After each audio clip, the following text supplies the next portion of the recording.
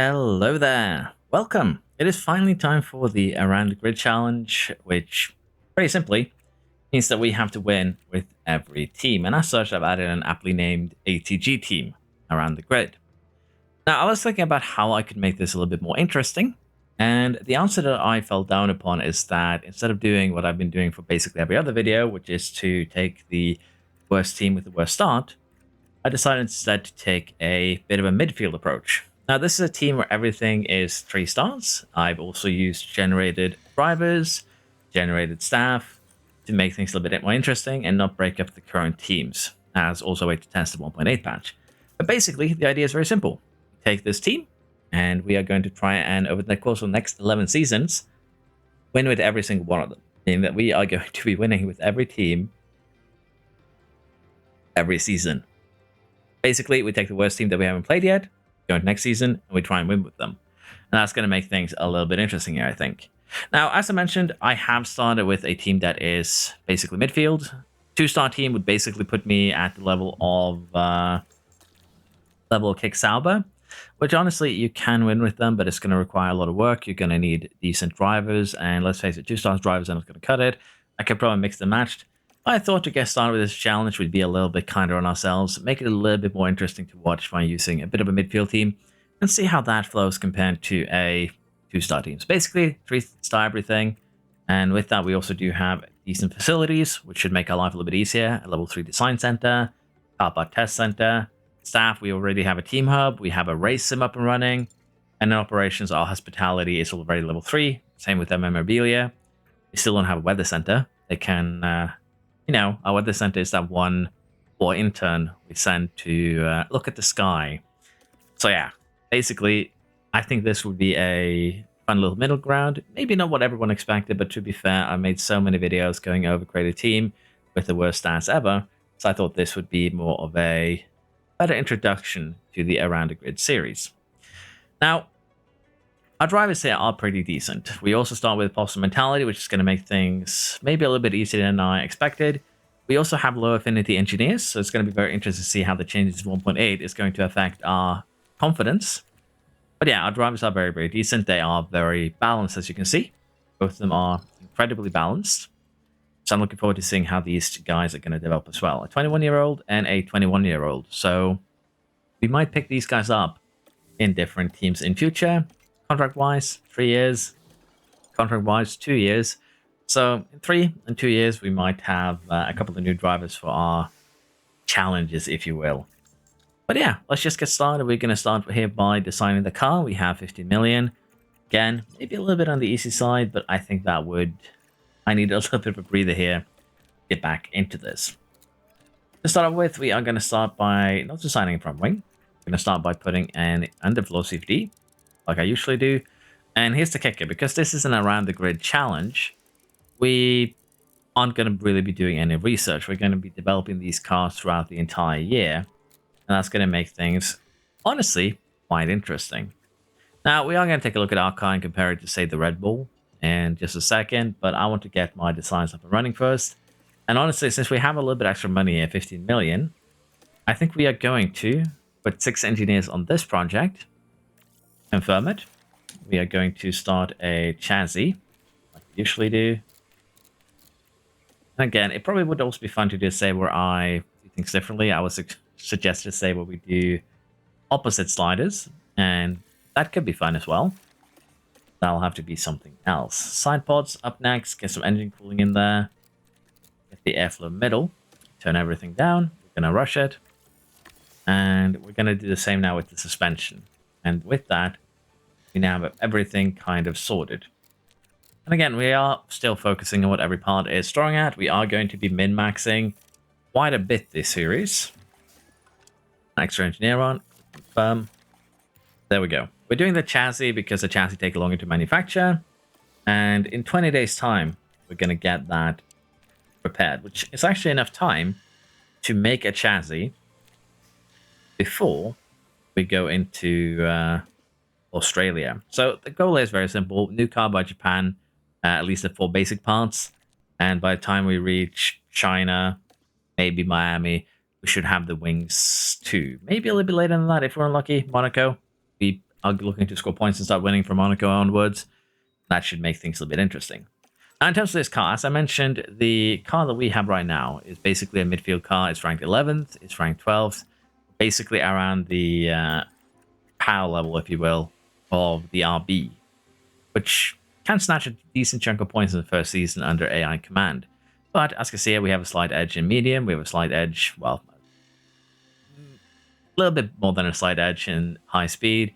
We have a little bit of cooling, they have a little bit of top speed, they have a little bit of low speed, but generally these cars are very comparable to in terms of performance. Now, secondly, if we take a look at the Red Bull, they still have a pretty huge advantage over us, almost 100 in low speed, 80-ish in medium. They have over 100 in high speed, 38 tolerance, top speed, you name it. They have an advantage in everything but tire preservation. So we still have a little bit of a job ahead of us, but this is probably going to be an easy season-ish. I wouldn't say easy, maybe. It's going to be a chill season to get back into picking up F1 Manager videos because I had to take a little bit of a break due to sickness, and we're trying to get back into it. So I'm giving myself a little bit of leeway here. But yeah, that is the plan. We're going to win with each of the 11 teams, hopefully, in just 11 seasons. This should give us a great start. So with everything now prepped, there isn't really much else for us to do. We just have to wait for these designs to finish. I'm going to just jump directly into Bahrain and see how we do. Honestly, I'm a little bit uncertain how we're going to set up these episodes in terms of how much, race will be in each of them. But we shall see. Yeah, let's move to Bahrain. We'll see if we get any good sponsors. Once we have that sorted, I think we'll be ready to get going. So, unfortunately, even with our level 3 center, we only get level 1 sponsors. And we'll pick the race objective one, put in a little bit of Rockstar here. For some reason, they up development rate. We'll take that. And facility effects. I do find it interesting that some of these give facility boosts rather than facility debuffs. Let's also get Cisco in here, giving us another 13 million up front. But yeah, if we take a look here now, we should have an improved development rate for Paola. Apparently, we're targeting her more so than anyone else. And our facilities are getting buffs instead of debuffs. So, I think there's some back and forth there. As you can see, I've already gone ahead and kind of designed our car. We're going to do a little bit of a redesign of the sponsors. It looks a little bit lackluster. So let me just get that sorted quick. So here we go. The car looks a little bit less like a clown show. I decided to keep the bang on the side there. It's a little bit off, but it's fine. Just kept a few basic ones. NVIDIA on the wing. We have Hugo Boss on the side. Oracle on the front wing. As well as Bang. And honestly, I'm happy with this. I don't need a very flashy car in terms of sponsorships. And it looks fairly decent. More very silver, very nice looking. So we have a sponsorship package prepped. Everything is ready. We are about to head into Bahrain. And as you can see, our drivers currently has no opinions, which is very, very interesting. But mentality-wise, we should have a fairly easy job here. We can, of course, also go ahead and build up operational buildings to help ourselves out. That'll be a thing for the future. For now, though, we're just going to jump into Bahrain, which might be able to fight for points here. That's going to get very interesting to see just how close we are with the base stock car. Qualifying is over, and it went extremely poorly. As you can probably see, we qualified 18th and 14th. With a car that is supposed to be 11th and 12th on paper, that's terrible. As such, we've done a little bit of a split strategy here. We are having Yamamoto, push hard on the mediums from the get-go, pit early, try and undercut cars ahead. That's going to be our goal here. For Rivers, we are basically doing a little bit of a different strategy, pretty much the standard here, where we run the attack medium in the middle. Basically, we're putting on different strategies in the hopes that that will give us at least one good result here. Now, other than that, we are underfueling. As usual, we are also done a little bit of work on the setups here, because with the confidence changes that 1.8 brought, that is going to make things a little bit more interesting and, well, the confidence respect. And I'm going to talk a little bit about that during this race in particular. But basically, confidence now very, very quickly resets to what you could call a baseline. And what this basically means is that no matter how poorly or well you do, within just a few laps, you're going to get all of your lost confidence back again. As you can see here, we have a pretty poor start for both of our drivers. But as the confidence is just going to kind of tick back again, that's not going to be a huge issue. And we actually start here immediately with a bit of a lockup. So this is going to be an interesting season, I think. At least our car is easily recognizable, and luckily we didn't take out the Sauber.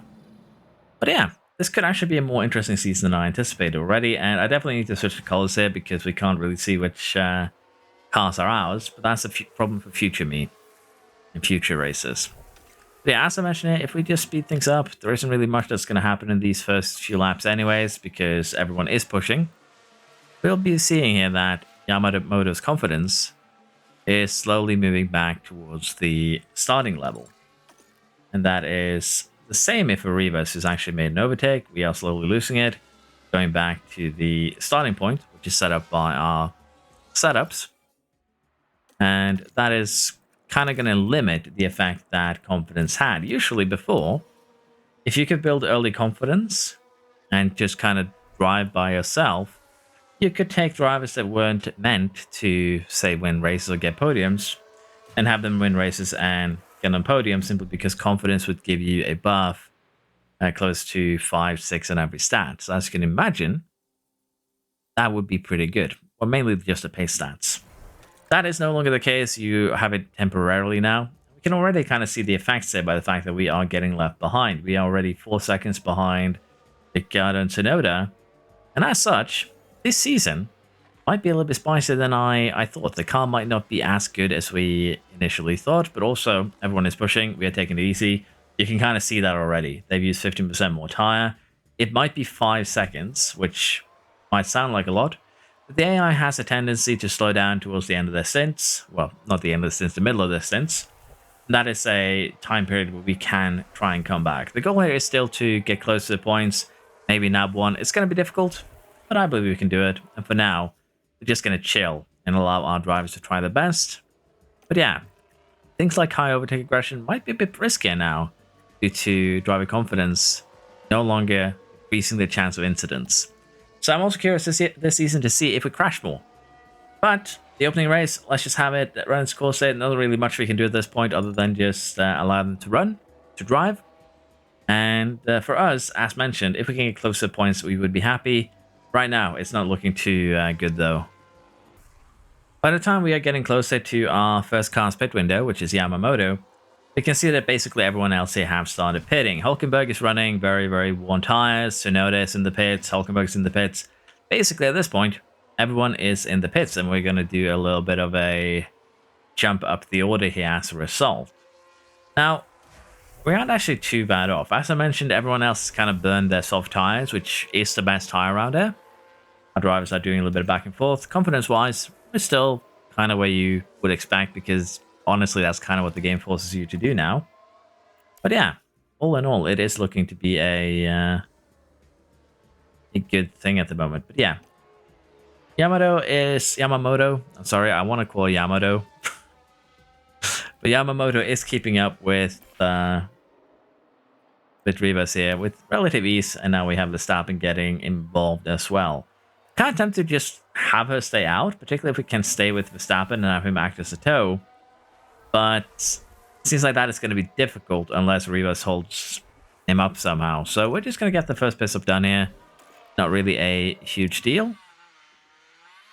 Did apparently forget to remove that one, but that's fine. It happens. But yeah, the Red Bull is flying. This is the car that we have to beat, by the way. The car that has already done a pit stop and is ahead of us. So I'm looking forward to seeing how the upgrades are going to work come Australia, and then later on come Monaco, most likely. But yeah, Yamamoto is pitting. She is going to come out probably very far down the order in 18th. So, and that was a bit of a crash. Yeah, we come out in 18th. We lose a lot of time in that corner due to that wheel bang. We even let Ocon just go. By the looks of it, that was no defense attempted there. That was actually kind of a nice dive bomb from Ocon. Now we're watching Esteban Ocon here. Let's take a quick look. Take a quick gander. Opportunity begging to be taken. But yeah, I kind of agree with that. Left the door completely open. He just sends it and gets the overtake done. Now, as I mentioned here, the goal is very simple. We want to have better tires towards the end of the GP, and I think that is still viable. But, as mentioned, without the buff here from confidence, we're going to have a little bit of a harder time getting things done. That's going to make things a little bit more spicy. But yeah, let's face it. Let's just take a quick look here for Rivers, because I assume some of you might be a little bit interested. When she pits, she is going to most likely come out 23 seconds later. She's most likely going to come out between the Hasses. Well, actually behind Bottas. So as you can imagine, we're still not really close to the points, and maybe the car is being overestimated a little bit here because of our Mercedes power unit.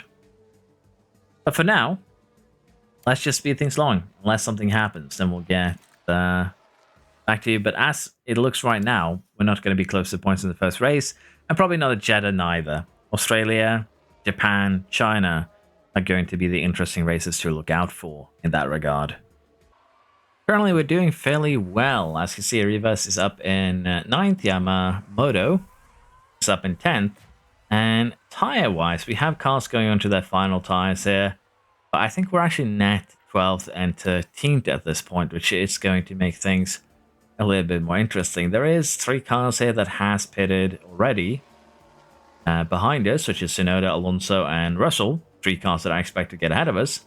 So as I mentioned here, these cars should beat us, but with the tire offset that we already have, we're actually in a really, really good spot here. So Rivas is pushing. She's running 35.9s. The cars behind are running a lot slower. Albon with a 38.5. We have Tsunoda on a fresh medium running a 37.6. So as you can imagine, we are currently building a little bit of a gap that we might be able to leverage into a little bit of advantage later. Now, I'm kind of tempted to try and get another NVIDIA logo here to make that one a little bit better, but I think it looks kind of interesting, so we'll keep it. But with that said, again, there isn't really much for me to do here. We are managing cars to try and get ahead. But now, though, I think what we're actually going to do here is just try and stay with, because Red Bull is quick. We can snatch a couple of points there by taking advantage of Paris' DRS. I would be happy. And energy is very, very powerful there. So by using a little bit of hit to catch up, you might just be able to do that. But Paris is also very, very quick. Red Bull is very, very quick. Even with a ERS on deploy, we are not really catching up. So we're just not going to waste any more battery trying to make that dream come alive.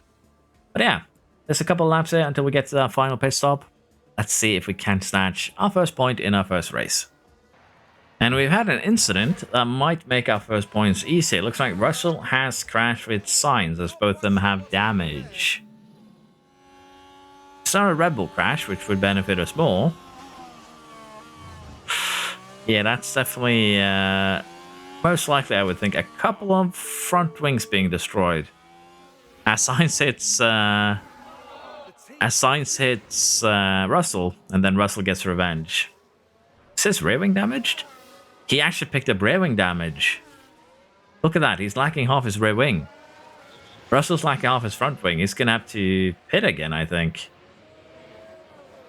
He's also lacking... Both of them are lacking rear wing. Russell is out. Sainz is also out. So that is 2 cars out in the first race. No, Russell's not out. It's the penalty. Okay. That's fair. I thought he was terminated. But honestly, that damage is enough that he should be terminated. His wing is back. Is Sainz going to magic his wing back? Okay, I hope that was not going insane there, but both their wings were missing for a little bit, I'm pretty sure. Okay, so damage isn't that severe. I assume it's just front wing then. Still, both of them are lacking half a front wing. Both are going to have to pit. It might not actually be enough, though, because as you can see, they are far enough ahead that they're just barely going to come out behind us. And both of them are quick enough that they could turn this into a bit of a challenge. As you can see, Rivas is now flying down the pit lane, or flying past the pit lane. Sainz is out. Yamamoto is out ahead of Russell. But Sainz is going to catch us. So managing our tires here is going to be key, and trying to run with Sainz to remain in touch of 10th, while also not letting him get too far away, I guess you could say.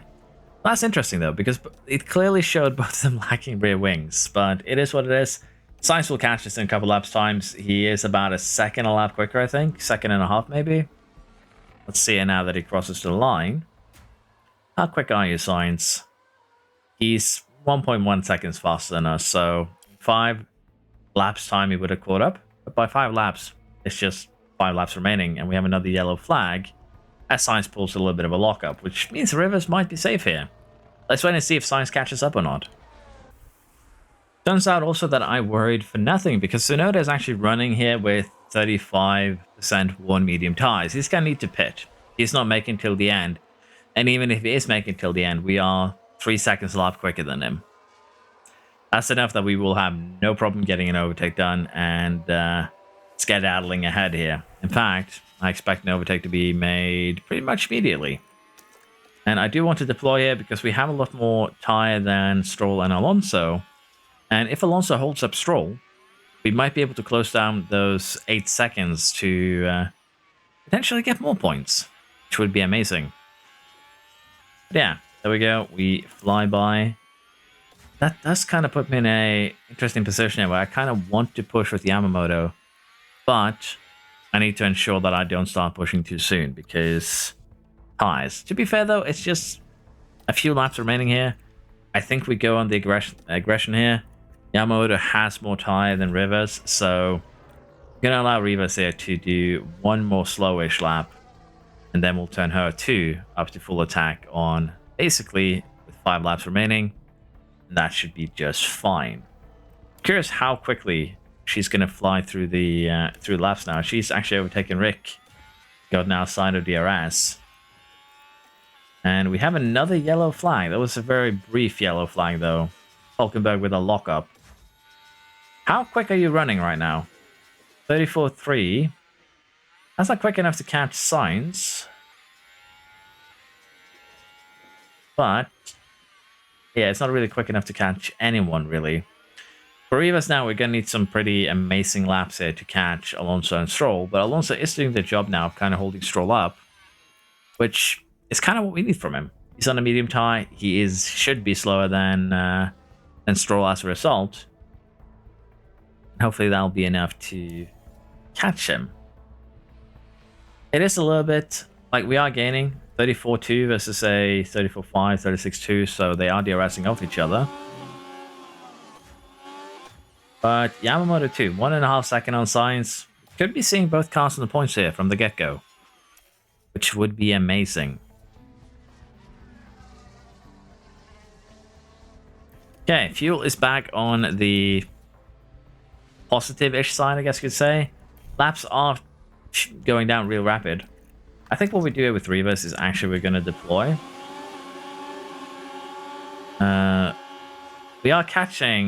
We're catching him by 2 seconds a lap. I think I just have no choice here but to save energy in order to ensure that we get the overtake done once we catch him. And for Yamamoto here, catching Sainz is no longer a pipe dream. It could very well happen. Now, Stroll has caught up to Alonso, which is bad for us. We have basically 2 laps remaining now. Verstappen has started his final lap. We are basically almost a full lap behind. But even so, once we cross the line, we have 2 laps remaining. Here we go. Two laps now to get this done. Same here for Yamamoto. 2 laps to get this done. Has an advantage over the Ferrari in front. Is faster. I'm going to deploy and push a little bit. See if we can actually catch up. Get within range. And honestly, we should do the same here for Rivas, because even if we catch up to Stroll and Alonso, we do need to get past them. And Norris is actually in the lead here. That's a happy surprise, I guess you could say. And Rivas has caught up right now, but fuel is going to be an issue. And it is something I need to consider. Yamamoto is not catching up, however. That is kind of problematic, actually. Now, this isn't our final lap. We have 1 more lap after this. But that is a beautiful pass on Stroll, which means we should be able to get a beautiful pass here on our other rival too. Well, you can also pass him by going through his car, I guess. Now, I don't really think we have much of a choice here but to deploy. And the reason why I'm deploying here is because I need to create a 1 second gap. Because if we don't, we are going to get re-overtaken. I can almost guarantee that. And it looks like we failed to do that. Norris wins though, however, which is good for us. That's actually amazing. Red Bull should be our biggest rival the first season, just no way around it. Yamamoto, unfortunately, couldn't catch Sainz in the end. Just a little bit too quick there from the Ferrari driver. But the question is now, is Alonso going to catch up, or do we start off with a bit of a cheap shot 7th place? And we do just that. So yeah, bit lucky here. Let's be honest. Russell and Sainz crashing into each other definitely gave us a couple extra points. 9th is probably a more realistic starting point for our journey here to win this season, and it is very realistic to, well, not really realistic. It's very likely, I guess I should say, that we'll be able to pull that off. Now, in terms of the others here, I'm a little bit surprised McLaren Norris won. I think it's the first time I've seen the McLaren win the first race, which is great for us. We did lose a little bit of money here because, as you can see, we expected 10th or better, and the wrong driver ended up in the points for that matter. Polar here had 11th expected. Now, I'm going to speed things up a little bit here because we are going to be heading into Jeddah. The same car. We can basically expect to be around the points. Melbourne we'll take a bit of a closer look at because we are getting new parts there. And we'll probably do the same as we go through the season. We'll have to see how many races we put into each episode. But as I mentioned, as long as things are interesting, close, as long as we have a bit of a fight on our hands, we're going to try and be more in-depth. But later on, as maybe we end up dominating, we maybe summarize full seasons. But for now, this first season is going to be taking a little bit slower. Let me know what you think about that. But for now, I'm going to get Jeddah done, head over to Melbourne, and get our first new parts made. Jeddah offered us 0 points, and as we go into our next week here, see our drivers level up to 84, both of them. And we also get our chassis design unlocked. Melbourne is in 12 days, so if we really want to, we can rush. Well, we can't actually rush one for each car, so we'll just do a normal build, if you will. We've also started our next CFD period, which means that we can now get started on the front wing, which is the wing that I'm going to CFD first. We're probably also going to use the CFD period on the rear wing, because as I mentioned, we don't really need to do research. We're planning to win and leave, so that's the mentality that we're going to have here. Now, because we're going to make another front wing after this one, it's not really necessary for us to add weight, but I'm just going to do it as a precaution. Don't really want to get in trouble because I didn't. And as you can see, we're getting 106 Gs, which in theory is enough to put us in first. But every other team is also developing, so I'm looking forward to seeing if we get into trouble with that. Now, I'm going to put 2 engineers on this. We could rush it. Probably would be a good idea. But even if we rush it, we're not really getting it before we go into China anyways. So, yeah, I'm a little bit undecided. Again, it's a lot of money to rush a project, but I think CFD projects are worth rushing. As just a general rule of thumb. And while we're not getting it by Japan, definitely getting it by the time we go into China. So that one is going to be more interesting. It's also going to be a sprint race, which will make basically taking a look at how development works a little bit spicier. Now, we got a lot of development projects done here at the same time. Underfloor, side pods, suspension. Now, we do immediately need to start another underfloor, and the reason for that is very simple. CFD. CFD, if you are, I probably nailed it, said this a lot now. CFD, if you're unaware, shows its gains on your second iteration of the design. And I'll compare them later once both are made. But generally, your second design after you make CFD will be way better than the design before it. It's just how CFD works in its interesting little kind of twisted up way. Now, I'm going to do it like this. We're going to get it by the time we get to China, the second edition, which is fine. And I'm going to take the extra people and we're going to chuck them on the front wing. We still have 1 extra person here, so let's just put him on. Sorry, I can't do that. I still need to take 2 people off the front wing. Sorry. My bad. Forgot we have more projects to do. But yeah, we are going to do the rear wing here. And generally how I do it would be something like this. And the DRS delta is going to be up to you to decide what to do with. Generally, I don't really like focusing DRS delta too much because confidence. But with how confidence now has kind of reset to baseline, going DRS Delta is probably going to be very beneficial for you in the long run. So before, I would say, before the confidence change 1.8, I would go DRS Delta down because that would mean you generally qualify a little bit lower on the grid. You can get some easy overtakes at the start of the race. And as a result of that, you now have a peak confidence driver that gets huge buffs to dominate the race with. That doesn't really work any longer because even if you get peak confidence at the start, 5 laps into the race, you're going to get back to medium anyways. So DRS Delta now is definitely something you do want to focus on alongside top speed and medium speed cornering. That's exactly what we'll do. As I mentioned, we are probably going to go ahead here and do something with the rear wing later on.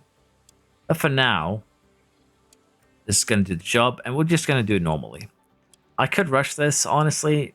It wouldn't actually be a big problem. It would allow us to get it before China. Yeah, let's rush it. Generally, the reason why I don't recommend rushing it is because it costs extra money to do so from the cost cap to start off with, but also because you'll get less expertise. Expertise is gained daily. You don't get more from, speeding up how quickly it goes. You still get the same daily amount. So by speeding up a project, you're kind of just wasting money, if you will. Now, secondly here, I think we're going to start developing a chassis.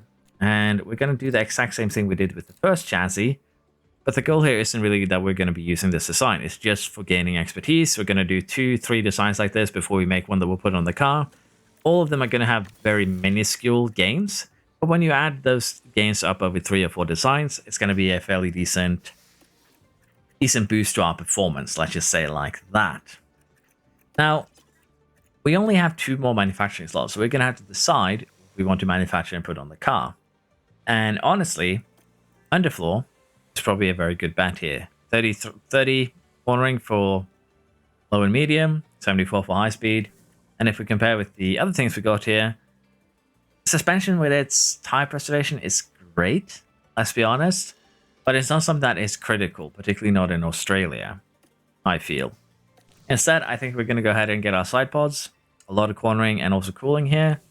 And also, as I mentioned here, cornering on the underfloor. So we're going to go ahead and rush to basically both of these projects in order to have a car that is somewhat competitive in Australia.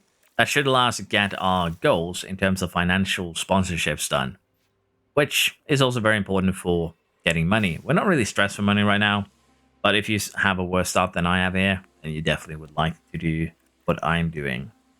But yeah, we'll have chassis for one car, we'll have underfloor and side pods for both, then we'll have to develop the suspension afterwards. But that shouldn't be a big deal. Everything is now sorted. We are ready to head into Australia, and hopefully we'll get some more points there.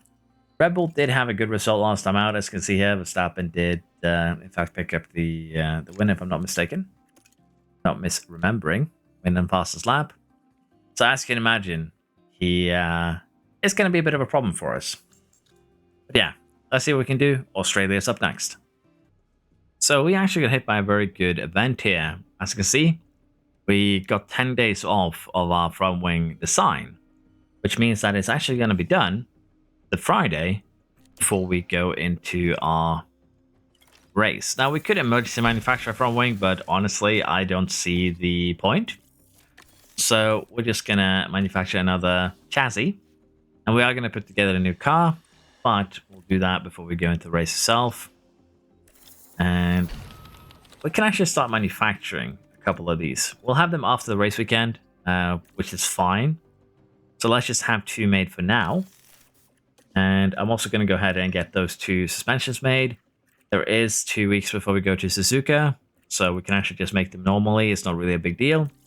That is exactly what we are going to do. It says 15 days, but you can, if it's not a sprint weekend, basically just replace that suspension before quali, and that's exactly what we're planning to do.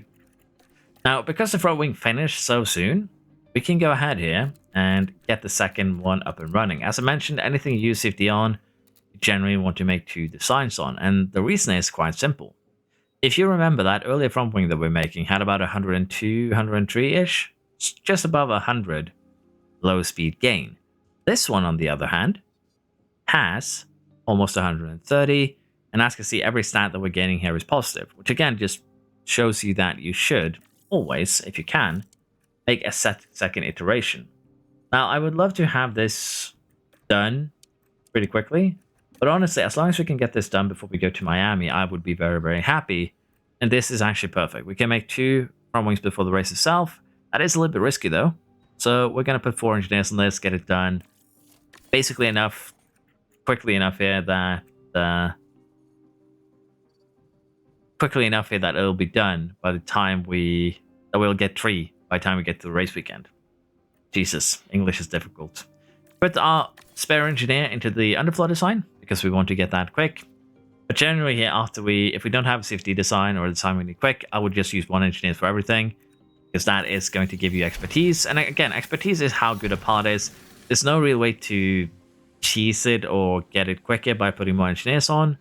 It's just a waste of money if you do, unless, as mentioned, you want the part quicker. That's really the only reason why you would speed things up like this. Okay, so we're now getting to a point where we could also start doing a little bit of facility boosting. And for some of you, those of you who watch my videos, you all know what that entails. Basically, we upgrade our buildings. And the purpose behind upgrading these buildings will become evident really, really quick. So we'll start with these 3. If we go back now to the home screen, we can see that upgrading buildings has a positive effect on our drivers. Our drivers are actually negative now because they leveled up to 84. They were happy at 83, so they expect more from us now.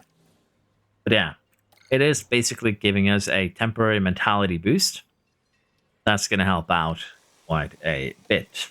So we're going to keep on doing that. I should probably also go ahead and upgrade the team hub. The mentality boost from it is pretty nice. Same here also with the memorabilia room. Both of these are huge, as again, mentality is a lot of stats for everyone. So I think we're going to put in another 2.2 million here. And the reason why I'm doing this is because from this point forwards, we should be financially secure. If we take a look at car 1, which is the one that we are going to be putting into, well, intention for the points, she has performed best so far, so she gets the benefits, if you will. We're going to take a look at the cars after we put these parts on, and generally, it should be a lot more competitive. And already you can kind of see it. This has propelled us into first in medium and first in high speed. Tremendously so. And if we now go to the car analysis, how are we looking against Red Bull? We now have 100 advantage. We're very similar in low speed. We might be able to pip them from a win right now, which is going to be huge. And again, once we get that front wing, it's going to get massive. But Red Bull hasn't actually had any upgrades on the car yet. So I look forward to seeing exactly if the AI can keep up with what should be a midfield team. I think they're going to have a little bit of a hard time. But yeah, race targets 10th and 9th shouldn't be an issue. Let's see if we can get both cars to the points at the 3rd race of the season. So, while I generally don't really talk a lot about qualifying, I thought I'd go a little bit over it here. Simply because of, well, it's changed a little bit, but also because I'm not going to be showing a lot of qualifying footage, rather, from this series. And the reason for that is actually very, very simple. Qualifying in this game is pretty simple to the point where it's going to be extremely repetitive. You can kind of say the same for races, but there's a lot more happening there. But basically, qualifying is just a case of praying that your driver doesn't make a mistake. That's part 1. And part 2 is going to be making sure that you send your cars out in a nice space. And as I mentioned here, generally I don't show qualifying on my videos because of that, because again, it's basically just figuring out the perfect time to send your car out. There isn't really much more to do about that. There's a couple of things you can do in order to try and get good windows. And also now with the way that they've changed, confidence in particular, we are in a bit of a... You can't really build confidence anymore to qualify beyond what you should be able to. As you can see, our confidence is high. By the time we do an outlap, this will be back to standard. So, while that was a very good strategy before, doesn't work anymore, which is going to make qualifying kind of even more predictable, I guess you could say. That is not necessarily a bad thing, but it's also not a good thing. And again, in terms of figuring out when is a good time to send your cars out, we want to find a good space for our cars. And generally here in short tracks like Australia, we can go ahead and do another run here right now with 8 minutes remaining. As you can see, most of the cars here are on their in-laps. The only cars that aren't are basically Piastri and Verstappen that are in the pits, and a couple of cars here on outlaps. Sainz, Perez, and Leclerc. Now, if we send our cars out now, we should basically be very, very safe. Stroll is also on an outlap, so we might end up with a little bit of trouble with them. Generally here, if we send our cars out with 4 cars on outlap, everyone else on an in-lap, we should be able to do an outlap before they get prepped to send their cars out again. And again, this is basically just generally how you would do qualifying. You can see Verstappen and Piastri is also on an outlap right now.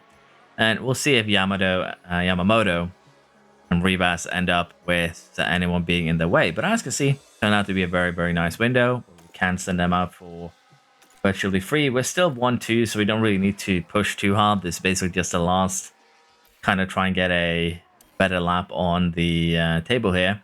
Unfortunately, neither of the drivers did that. But if we take a look at the gaps here, I don't think we should be too worried. Yamamoto might need to do another run here. I can imagine maybe Alonso improving a little bit, maybe Hamilton. But generally here, I think we are safe and through to Q3. But if we weren't, we'd have to find another window. And as I mentioned here, that's basically all qualifying is. Praying that your drivers don't make a mistake. And secondly, just finding good windows, sending the drivers out in. And in this case also, it is a strategy with how you deal with the tires. And in my case, I prefer to maybe lose 1 or 2 quality placements in order to ensure that I have 2 soft tires available at race day. It just gives you so much more freedom with your strategies, and I find it very, very worth. But for this one, we're just going to allow things to run this course. I'm going to get through Q3, and we'll see where we line up in Australia here with our new upgrades. Already, Q3, maybe a little bit too soon. Maybe I should turn the car down a little bit more. But this first season is looking very, very promising. As it turns out, things are kind of going down to the wire here in qualifying. We can see Ribas is currently sat in second, but that's not going to happen or stay that way for very long. Yamamoto is 2 tenths behind, and unfortunately here, it looks like we didn't actually manage to get across the line in time. I think we missed it out by a very, very minor margin. But the fact that we're starting second row, potentially, is actually kind of insane. So maybe, as mentioned, should tune down the car a little bit. This also just goes to show that you can make a pretty insane car pretty easily with a medium start. And any car that is in the top, basically fighting for points, can become very, very good. Leclerc actually does put it on pole, and it looks a little bit better now. But I would have assumed the McLarens would do a little bit better. They didn't. With that, we're going to have a fairly good start here. 4th and 7th. It's still not good enough for us to take the title, I think, in the first season. Generally, Red Bull are very dominant. So we're going to need a couple more upgrades. And to make matters worse, we're actually getting rain. This is a bit of an interesting one because rain generally means... So lap 22. Can I do some cheeky stuff with a light soft? Not really. We are going to be using lap 22 as our marker here. I think that is what it's used here. No, it actually is lap 24. So let's trust the AI. Again, this is something that I'd like to do, by the way. Trusting the AI. Because the AI is actually pretty good at predicting where the rain is going to appear on this full strategy. But they're either very, very precise or they're insanely wrong. So this could be correct. This could be wrong. We'll have to see. And I am kind of thinking here that we go with a light hard stint. But kind of see it sounds silly and counterintuitive. But the idea is, once again, very, very simple. We go with a light hard stint. And then we go towards the end, basically lap 18 to 20 or so, before the pit window actually opens. That's when we try and make up some spaces and we kind of rely on DRS. It's a very passive strategy, don't get me wrong. But I think it's one that could pay off here. And this strategy apparently is lap 26. Okay, so Riva's strategy predicts lap 24. Yamamoto's strategy predicts lap 26. So somewhere in between there we should be switching tires. I think we'll go with the hard tire. We did also again use 3 soft tires during quali, so we kind of used everything we had. I think we're happy with that. Now, interestingly enough, car setups are going to be very important here. We can kind of see it in the difference in the gaps here. So getting 100% setup might be something that we need to make a guide on, but that should be fine. Yeah, I think we do kind of what was planned here. We are going to run the hards on light. Again, the negative of doing this is that you're going to get overtaken early on in the race. It's just how things are. But you're going to get that time and more back because the AI just burns their tires unnecessarily. They're going to be slower over the course of the whole stint as a result. You're going to get negatives in the beginning, but because the confidence system has been changed, it's actually not going to hurt us too much. So I'm willing to take this gamble. And if we see like all of them on soft or mediums, we might be in trouble. I don't think I see a single car on anything other than hard ears. I think we're good. Okay, I want you to go high on the overtake aggression, which also might be something that I need to kind of reconsider, if you will. Yamamoto gets an overtake on Piastri done on race start. That's amazing. But yeah, everyone except Bottas, of course, the Sauber has to be unique, is doing the same thing here. But yeah, what I meant by it is saying that we might have to reconsider how we do aggression here, particularly high overtake aggression, is that once we go back down to medium confidence, we're going to get a medium chance of incident, couple that with high overtake aggression, and we might have a huge chance of crashing. So we're going to consider that as well. But a good start here from our girls. They are definitely doing well. Rivas is a little bit slow, but let's face it, we're facing Ferrari and Red Bull. That shouldn't come as a surprise. And honestly, we already see here the benefits of us running lighter. We have 3% now on Perez. He's used twice as much as we have. And honestly, the only thing we need to do right now is just, again, settle in where we are, try and stay within DRS, take care of our tires as much as possible, and then it will come back to us towards the end of the race. We're probably going to lose to the Red Bulls here in terms of, sticking with them, and that's fine. Because as mentioned, you can kind of see here, we have a lot of use of already from Paris and Verstappen, and we're going to get that back. We now have a safety car as Hulkenberg is out. Let's take a closer look. That's going to make things a little bit spicier. Oh, that'll be a costly crash. Just ran straight into the wall. But yeah, basically, we'll try and manage the tires. The safety car is going to kind of help us with that, honestly. And we'll see if by the end of this, we will be able to get some overtakes done before the rain arrives. It is still going to be probably lap 24, 25 before we pit. So let's see how this plays out. We have a lot of cars in the pits as well. Leclerc being among them. And he actually went to medium tire. Norris is pitted. I don't know how I feel about this one. Like, I guess it makes sense if you use 15% of your tire. But that is very early. So we'll have to see if Leclerc and Norris can make their way back up. But for now, we'll allow the safety car to run its course. Then we'll get back if anything interesting happens. Safety car is now ending. We're going green. And as you can see here, Leclerc and Norris, both of them are down to 93% on their medium. So basically, they've already fallen to our level, if you will. And we are going to deploy some energy here to just keep up. That's not really a huge deal. And I think, again, this is going to work out just fine for us. Paris is back on using tire, and he's almost used 10% more than us already. Verstappen is kind of the same. We are keeping up with Perez. Getting a podium here would be amazing. So I'm kind of happy with just how things are already. We're just going to, again, manage. We're not cashing the Red Bulls here, let's be honest. That's just not happening. But we'll try and get a stint advantage so we can maybe do that. We'll take a look again at the weather in probably a few laps' time.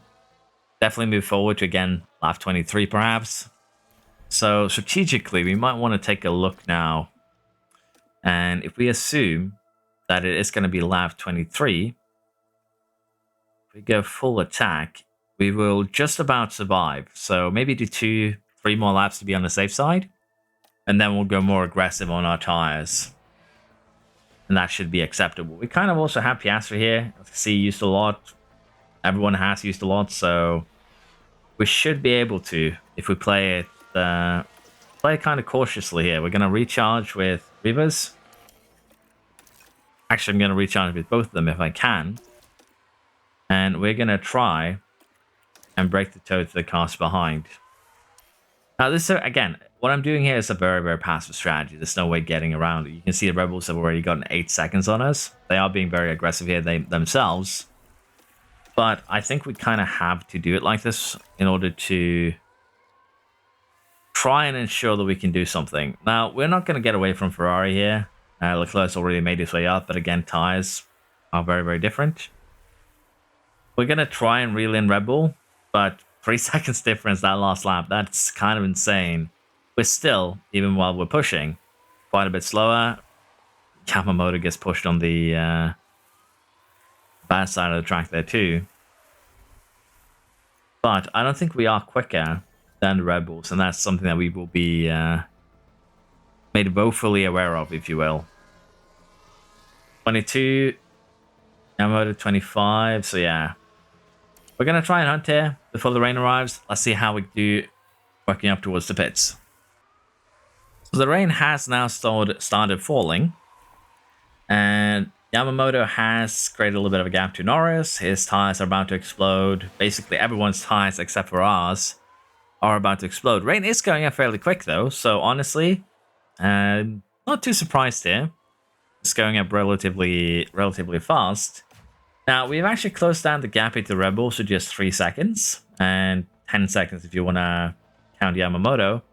But Rivas is in a very good position, and honestly, we are actually in a great kind of space here right now if we want to take advantage of the fact that we have good tires. Everyone that pits before us now, before it gets to 90-ish millimeters, is going to suffer, but it is going to hit 90 millimeters over the course of this lap. We are catching up to Perez, but we are going to be pitting this lap, I think. And if we take a quick look here, what I want to kind of decide here right now is, do we go full attack and do 2 interstints? We have about, what would this be, 30 laps? 35 laps remaining, so we need to do 17 or 18 laps on each. Let's do it like this. And how much quicker is one strategy over the other? And the answer is not by much. So I think we just do the one stop here. This one is in theory 4 seconds quicker. The thing though is we'll lose time pitting. That's the concern. And if we drag the pit stop out too far, it's not going to be good for us either. However, if we look at the gaps right now, we can see that Rivas is pretty close. Pit stops there. Time consideration, 19 seconds. It's not long pits. So with that in mind, 19 seconds, 20. I think we'll be able to gap Tsunoda here with ease. Norris has pitted. Everyone behind here has pitted too. Basically, we would have to be able to gap Norris and Hamilton before we pit again if we want to do this. I think what we do is split strategy. Rivas, we put on the very aggressive, 2 intercept strategy, if you will. And for Yamamoto, who is further behind to begin with, I think we play the one stopper with her. She's going to come out here, probably square with Norris. I don't think we can fight the McLaren in the rain. I don't think we can fight Verstappen in the rain. But the Mercedes should be doable. We are going to double stack. We're going to see what we can do here. And honestly, it should not be a terrible idea. I could have gone aggressive a little bit earlier. Let's be honest. It's one of my weaknesses that I want to make sure that we have enough tire. But it is what it is. Let's see if we might be able to jump the Red Bull in the pits here. Nope. Clean stop from Perez. Do we have clean stops? Nope, we do not. And that might have cost us here. A little bit, maybe. Rivas had a pit stop issue, but basically a second, when there's 8 seconds between the cars, is not a big deal. And it's in that moment right there, that things go wrong. At least we don't leave tires behind anymore, but yeah. We're still in that third, so that is fine. Yamamoto is 5th. But honestly, this is not a huge problem. We'll have to also check temperatures here with Yamamoto. It might work out really, really bad in that regard. But for now, I'm very happy with where we are. We're not really going to do anything too spicy. We're just going to manage. Let's see if we might manage our way here to a podium. Right, let's have a look now. Around turn 3. The car fails to respond. A little bit of a scare there, but as you can see, Rivas had a bit of a lockup, and that is throwing a bit of a monkey wrench in our plans because we were running a couple of seconds behind Perez before this, which put us in position to potentially battle him. But as you can imagine now, this kind of guaranteed the fact that we now need to pit again. And I do believe we don't really have much of a choice in that matter. Temperature-wise, we're also kind of in a problematic zone, but I think it will go down a little bit. Do need to manage that a little bit as well. But the main issue here is going to be that once we do pit again, we might end up, you know, in Hamilton, Russell, Leclerc, that lineup. And that would be really, really bad. We need to get out ahead of Leclerc if we're going to pit Rivas. It's that simple.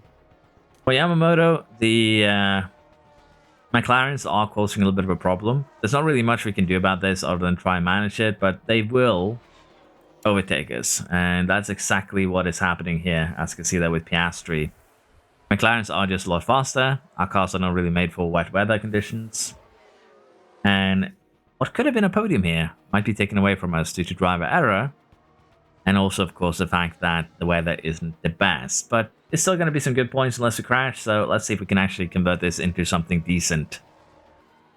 We have a yellow flag here with a Stroll spin. So Stroll gets his episode 1 cameo.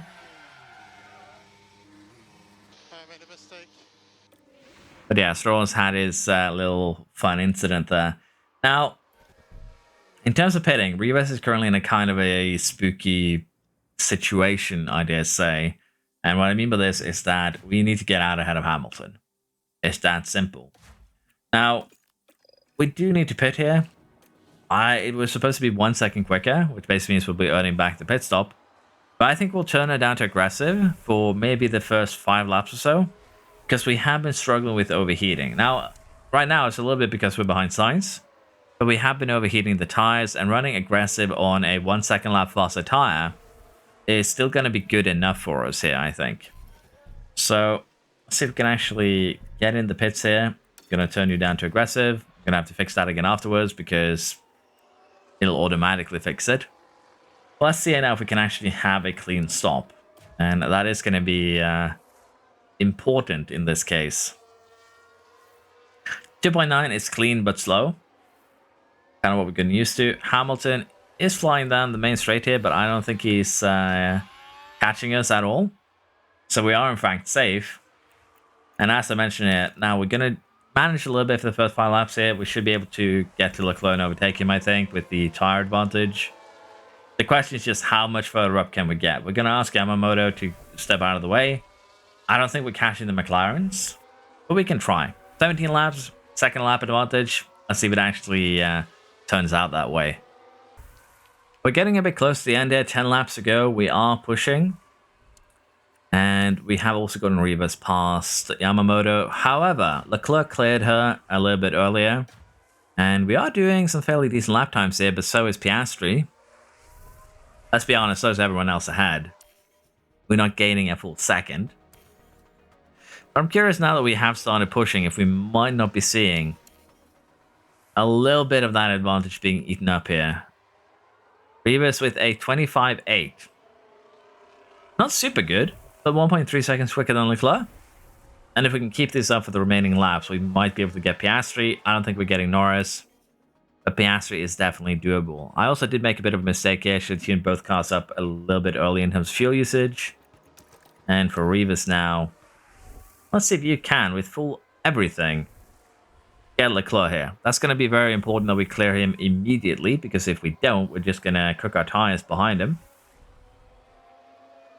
And I think we are perhaps getting him here. Just about. And we do pull that off. We're still going to keep on pushing. We need to catch Piastri. 25-2 that lap versus a 27-1. So in a couple laps time, Piastri should be up next. It is a couple of laps later, and we are very close now to Piastri, half a second behind. We did get kind of slowed down, though, when we left the show. He does have a mechanical issue, and that did slow us down a little bit, but that isn't actually going to stop us here from just sliding by. And unfortunately for us, Piastri got a better exit, so he just takes that place back immediately. We're not giving up, though, and we do actually get by. A 24 blank on that lap compared to 25.6. It was with a little bit of energy usage, though, so we're probably not that quick. But we might be able to get close enough here to Norris, so we might be able to cause him a little bit of a worry here. Let us see. I don't think we need to really worry much about Piastri. He shouldn't be able to keep up with us, really. And we are gaining on Norris ahead, but we might not be gaining enough. We could, of course, use energy to catch him, but the problem is we are not passing him if we don't have energy to begin with, so we do need to play it a little bit safer. I'm going to have Yamamoto to push here, but let's be honest, I don't think that's going to really change anything, so we'll tune that back. Let's just play it safe in case we get a safety car, for instance, here. Even though this late, that's not really going to have an impact either. But yeah, 3 seconds. About to be 2 laps to go. I don't think we have much of a choice there. I think we do need to start deploying if we want to have any chance of catching him. We did a 24.9. We did a 24.9. We barely caught up there. So if we want to have any sort of chance here to actually get close to him, we are going to need to deploy. And I'm pretty sure Norris is doing the same right now. Because as you can see, we're not getting closer at all. And that's a bit of a problem. There is also back markers here that could slow us down. And that is kind of what happened here. But yeah, we're not getting Norris by the end of this. We are getting very, very close, mind you. Just a couple of seconds behind. We are 4 seconds off that podium. Verstappen does win. Perez is going to come second. Sainz is going to take the podium here, and we end up 5th, which isn't bad. Could probably also have benefited from having Yamamoto run that same strategy, because the gap has definitely increased from 10 seconds to close to 20 now between them. So probably the 2-stop here, playing a little bit more aggressive, would benefit us more. The 5th and 8th is not bad with our first set of upgrades, and I don't believe both cars even have both. I don't think both cars have full upgrades, if that makes sense. So that should be fine. 14 points in the bag. That is our decent haul, you can say. And with that now, we should be able to maybe catch up to Red Bull in the coming weeks. Again, I am a little bit doubtful if I should have gone with this sort of team. It does have a pretty decent advantage, but it should make the first season a little bit more interesting.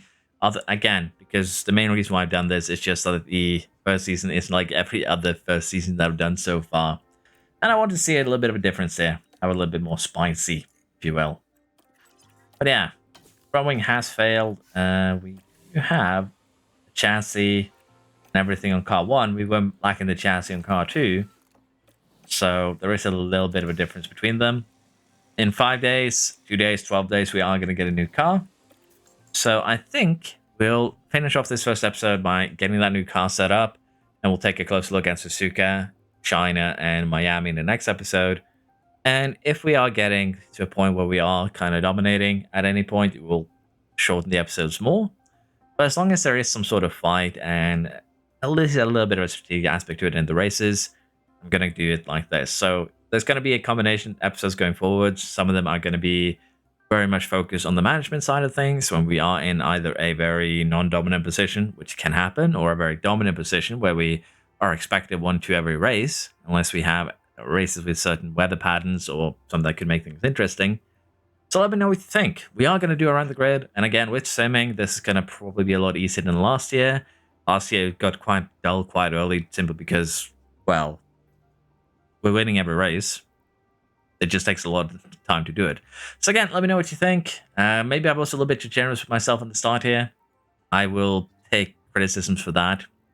But it feels good to be back. Hope you enjoy, and I hope to see you next time. Hopefully in a little bit of a shorter time than it took me to make this thing. But yeah, thank you for watching. Hope you enjoy. Bye-bye.